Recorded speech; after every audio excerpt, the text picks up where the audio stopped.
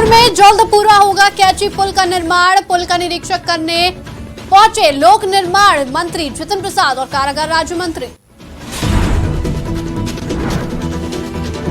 PM के vocal for local को बढ़ावा। लखनऊ के विभूति खंड में एलाइट एनर्जी इलेक्ट्रिक व्हीकल के पहले शोरूम का उद्घाटन।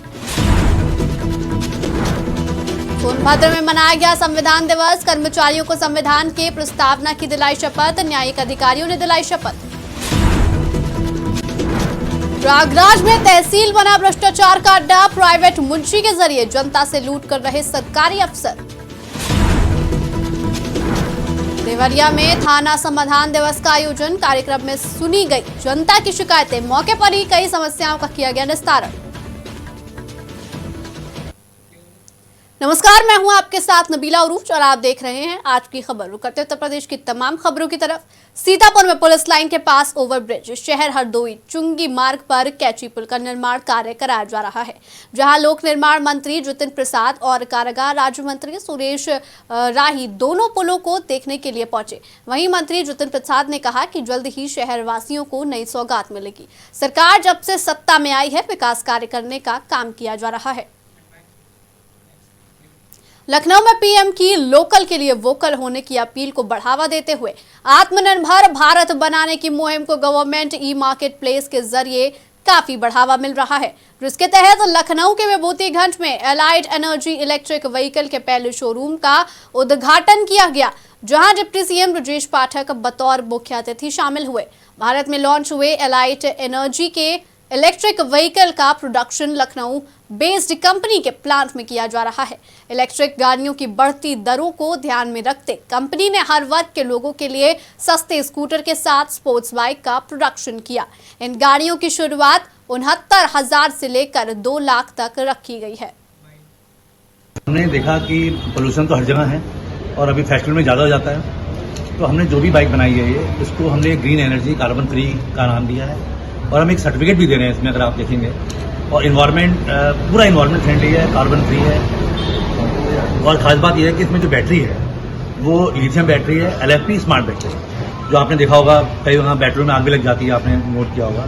तो हमारी जो बाइक है या स्कूटर है इसमें आग लगने की कहीं से कोई संभावना नहीं, सिचुएशन नहीं बंद हुआ है। ये सबसे बड़ी बात है। वोकल फॉर लोकल माननीय प्रधानमंत्री जी का जो नारा है उसको इन्होंने चरितार्थ किया है। ये उत्तर प्रदेश में बनी है, लखनऊ में बनी है और पूरे देश के सभी युवाओं की, नागरिकों की जरूरत के हिसाब से बनी है। और उसमें कई सेगमेंट हैं। एक स्पोर्ट्स सेगमेंट है, एक जो है वो जो बगैर RTO रजिस्ट्रेशन के अलावा 25 किलोमीटर से कम गति है, एक सेगमेंट है वो है, और एक स्पीड वाली बाइक भी है। मैं बहुत बहुत बधाइयाँ देता हूँ पहले शोरूम के उद्घाटन पर इनके सभी प्रोमोटर्स को, और इस बात के लिए आभार प्रकट करता हूं कि वोकल फॉर लोकल माननीय प्रधानमंत्री जी के नारे को इन्होंने अपनाते हुए उत्तर प्रदेश की राजधानी लखनऊ में एक अपना शोरूम के साथ साथ इनकी फैक्ट्री भी लखनऊ में ही है। मैं इस वजह से इनका सोनभद्र में संविधान दिवस पर न्यायिक अधिकारियों ने कर्मचारियों को संविधान की प्रस्तावना की शपथ दिलाई। उन्होंने कहा कि भारतीय संविधान में देश के प्रत्येक व्यक्तियों को समानता और स्वतंत्रता का अधिकार दिया गया है। भारतीय संविधान में निहित भावनाओं का सम्मान करना चाहिए। आम जन के नागरिकों के बीच संविधान के मूल्यों को बढ़ावा देने के लिए हर साल 26 नवंबर को संविधान दिवस के रूप में मनाया जाता है। ये दिन भारत के नागरिकों को उनके अधिकारों और कर्तव्य और देश का कानून पालन करने का शपथ भी लेना चाहिए। प्रयागराज का हंडिया तहसील भ्रष्टाचार का अड्डा बना हुआ है, जहां पर सरकारी अफसर प्राइवेट मुंशी के द्वारा अवैध वसूली में जुटे हुए हैं और जनता को लूट रहे हैं। तहसील के कर्मचारी इस तरह भ्रष्ट होते जा रहे हैं कि उन्हें प्रदेश की योगी सरकार का जरा सा भी भय नहीं है। प्रयागराज जनपद का हंडिया तहसील आए दिन सुर्खियों में बना रहता है, जहां पर राजस्व विभाग के कर्मचारियों का आए दिन घूस लेते वीडियो भी वायरल होता रहता है।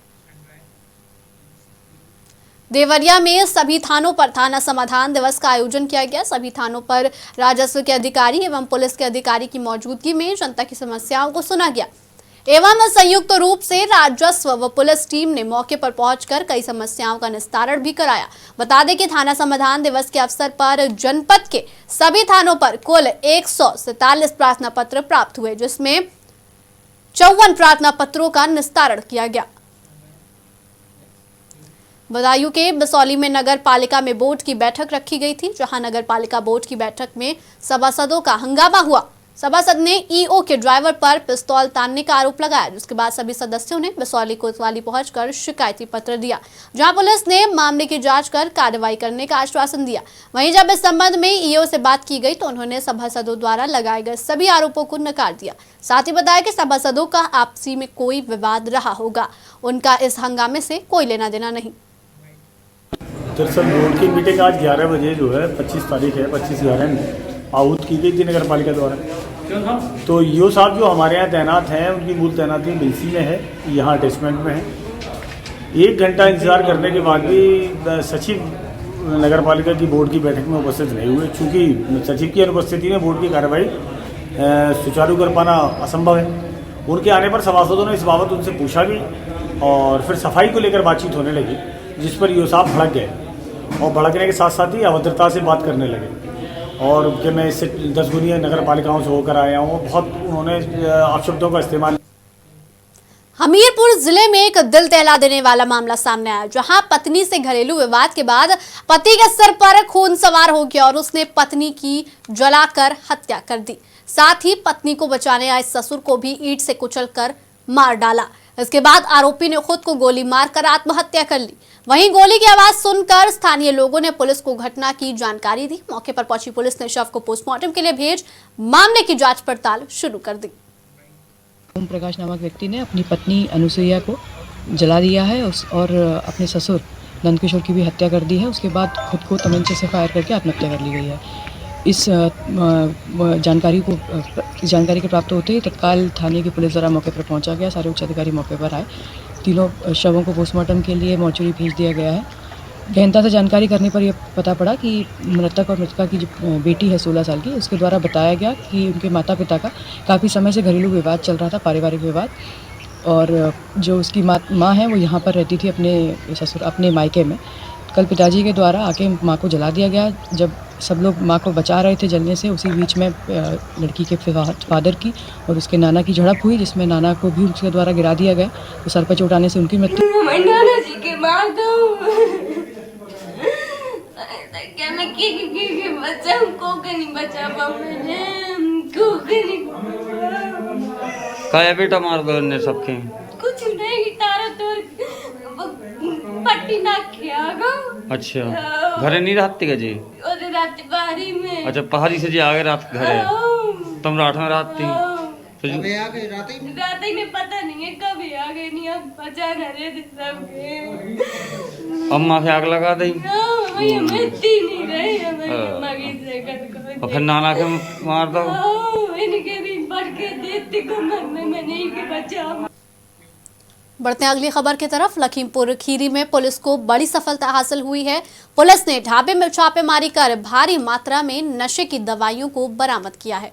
बता दें कि सदर कोतवाली क्षेत्र के सलेमपुर कोन में स्थित ढाबे पर पुलिस ने 57,600 टैबलेट और 47,520 नशीले कैप्सूल बरामद किए हैं। साथ ही ढाबा संचालक के खिलाफ पुलिस ने एनडीपीएस एक्ट के तहत केस दर्ज कर उसे जेल भेज दिया है। देखिए, कुछ प्रतिबंधित दवाइयाँ थी जो अनधिकृत रूप से एक ढाबा के पास मिली थी और जिसके बारे में कुछ जो सही जानकारी जो रखने वाले थे वो बता नहीं पाए थे। बाद में जब तक इंस्पेक्टर से बातचीत की गई, पड़ताल किया गया तो ये पाया गया कि ये दवाइयाँ प्रतिबंधित है। प्रतिबंधित कहने का सेंस है कि इसके रसीद नहीं थे और इतने व्यापक पैमाने पर इसको रखने का कोई उद्देश्य नहीं लग रहा था। क्योंकि घटना महत्वपूर्ण थी तो सभी दवाई को सीज किया गया है, नियमानुसार कार्रवाई की गई। एक लोग हिरासत में लेकर पूछताछ भी की जा रही है। हम इसके और भी तह तक में जाएंगे और ये देखेंगे कि वास्तव में क्या ये संगठित रूप से। लखीमपुर खीरी में स्वयं सहायता समूह की एक महिला ने जिला मिशन प्रबंधक पर नौकरी दिलाने के नाम 50,000 की ठगी करने का आरोप लगाया है, जिसकी लिखित शिकायत समूह की पीड़ित महिला ने मुख्यमंत्री समेत आलाधिकारी को शिकायती पत्र देकर की। साथ ही मामले में उचित कार्रवाई किए जाने की मांग की। वहीं निगासन बीडीओ ने बताया कि मामले की जांच कर दोषियों के खिलाफ कार्रवाई की जाएगी। मेरा नाम अमन देवी है। मैं सीता प्रेरणा स्वयं सहायता समूह के सदस्य हूँ। जगनपुरा निघासन खिरी की निवासी हूँ।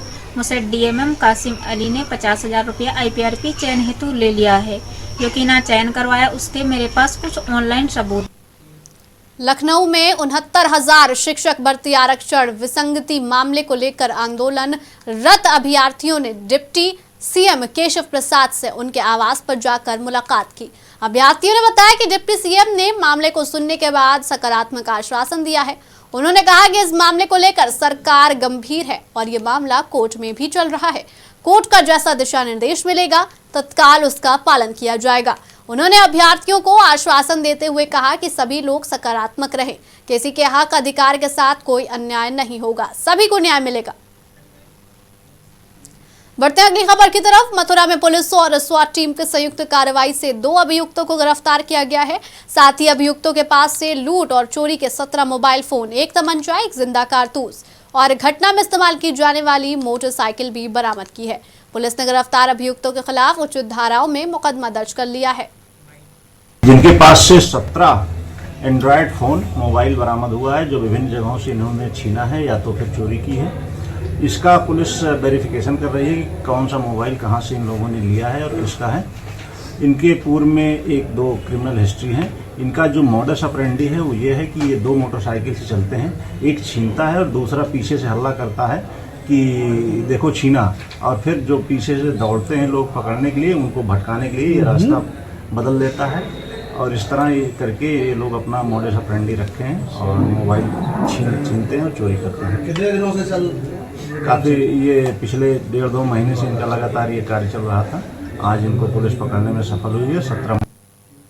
अगली खबर प्रतापगढ़ से, जहां प्रतापगढ़ में तालाब में एक 22 वर्षीय युवक का शव तैरता मिला। शव के हाथ पैर बंधे हुए मिले। वहीं शव मिलने के बाद इलाके में हड़कंप मच गया। तालाब किनारे जमीन पर खून फैला देख हत्या कर शव को तालाब में फेंके जाने की आशंका जताई जा रही है। वहीं मृतक युवक की पहचान कर ली गई है। युवक 2 दिन पहले बारात जाने की बात कहकर घर से निकला था, जिसके बाद घर से लगभग 300 मीटर दूर शव मिला। सूचना पर पहुंची पुलिस ने शव को पोस्टमार्टम के लिए भेज दिया और मामले की जांच में जुट गई। देखिए, आज करीब 3:30-4 बजे के आसपास सूचना मिली थी कि यहाँ अकारीपुर में तालाब में एक बॉडी है, जिसके संबंध में स्थानीय पुलिस के द्वारा यहाँ पे आया गया और जो बॉडी थी उसको बरामद किया गया। मेरे द्वारा, हमारी टीम के द्वारा घटनास्थल का निरीक्षण किया गया है। फील्ड यूनिट के द्वारा भी यहाँ से साक्ष्य संकलन की कार्रवाई की गई है। कुछ इम्पोर्टेंट साक्ष्य यहाँ से घटनास्थल से प्राप्त हुए हैं, जो कि विवेचना में काफ़ी लाभप्रद रहेंगे। इसमें परिवारजनों से भी वार्ता की गई है और इसमें ज़्यादा ये पता चला है कि जो युवक है वो 23 तारीख को घर से निकला था और उसके बाद से घर पे नहीं आया था। इस संबंध में परिवारजनों से तहरीर प्राप्त करके उनसे। अगली खबर प्रयागराज से, जहां प्रयागराज के सेंट थॉमस स्कूल हंडिया में वार्षिक खेलकूद प्रतियोगिता का आयोजन किया गया। कार्यक्रम के मुख्य अतिथि उप जिलाधिकारी की मौजूदगी में प्रतियोगिता की शुरुआत की गई। प्रार्थना गीत और स्कूल एंथम के साथ ही अविस्मरणीय कदम ताल परेड करते हुए चारों हाउस के बच्चों ने मुख्य अतिथि को गार्ड ऑफ ऑनर से सम्मानित किया। रायबरेली से खबर आपको बता दें, जहां रायबरेली के लखनऊ प्रयागराज मार्ग पर दर्दनाक सड़क हादसा हुआ, जहां नियंत्रित तेज रफ्तार लोडर ने साइकिल सवार युवक को जोरदार टक्कर मार दी। लोडर की टक्कर से साइकिल सवार युवक की मौके पर ही दर्दनाक मौत हो गई। वहीं टक्कर मारने के बाद लोडर चालक गाड़ी लेकर मौके से फरार हो गया। सूचना पर पहुंची पुलिस ने शव को पोस्टमार्टम के लिए भेज दिया और फरार लोडर चालक की तलाश शुरू कर दी। बढ़ते अगली खबर की तरफ। एक तरफ सरकार देश के आखिरी व्यक्ति तक सरकारी योजनाओं को पहुंचाने के लिए कोशिश कर रही है, तो वहीं दूसरी तरफ आपूर्ति विभाग अपनी तिजोरियां भरने के लगा हुआ है और गरीब ग्रामीणों के निवालों पर डाका डालने का कार्य किया जा रहा है। मामला सिद्धार्थनगर जनपद के बासी तहसील के खंड विकास बासी के टडवल ग्राम सभा का है, जहां के ग्रामीणों ने बताया कि हमारे पास सरकारी राशन कार्ड है, जिस राशन कार्ड से हमें सरकार चिन्हित कर राशन देती है। बावजूद इसके आपूर्ति विभाग में बैठाया गया कांटेदार सरकार के निर्धारित खाद्यान्न में कटौती करता है। खबर उन्नाव से है, जहां सदर कोतवाली क्षेत्र के सिकंदरपुर सरोसी ब्लॉक के एक सरकारी विद्यालय में पढ़ाने वाले शिक्षक पर गंभीर आरोप लगे हैं। दिए गए प्रार्थना पत्र पर रसोइया ने बताया कि विद्यालय का प्रधान अध्यापक मेरे और स्कूल में पढ़ने वाली छात्राओं के साथ कई बार अश्लील हरकतें कर चुका है, साथ ही मना करने पर जान से मारने की धमकी भी देता था। रसोइया की जानकारी के बाद तहरीर के आधार पर मुकदमा दर्ज कर लिया गया है।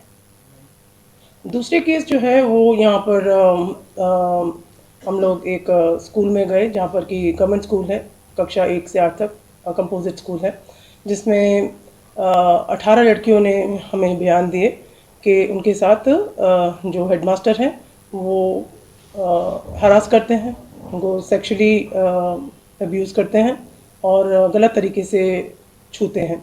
लड़कियों की उम्र 7 से 14 के बीच में है और चाइल्ड वेलफेयर कमेटी की अध्यक्ष उनकी टीम साथ में रही और उनके 161 के बयान 18 लड़कियों के लिए गए। साथ में जो बच्चों के जो अभिभावक हैं और वहाँ पर काम करने वाले जो लोग हैं, टोटल मिला के हमने 29 बयान लिए हैं। FIR फाइल हो चुकी है IPC की धाराओं में और पॉक्सो। फिलहाल इस बुलेटिन में इतना ही। देश और दुनिया की तमाम बड़ी खबरों के लिए बने रहिए आज की खबर के साथ।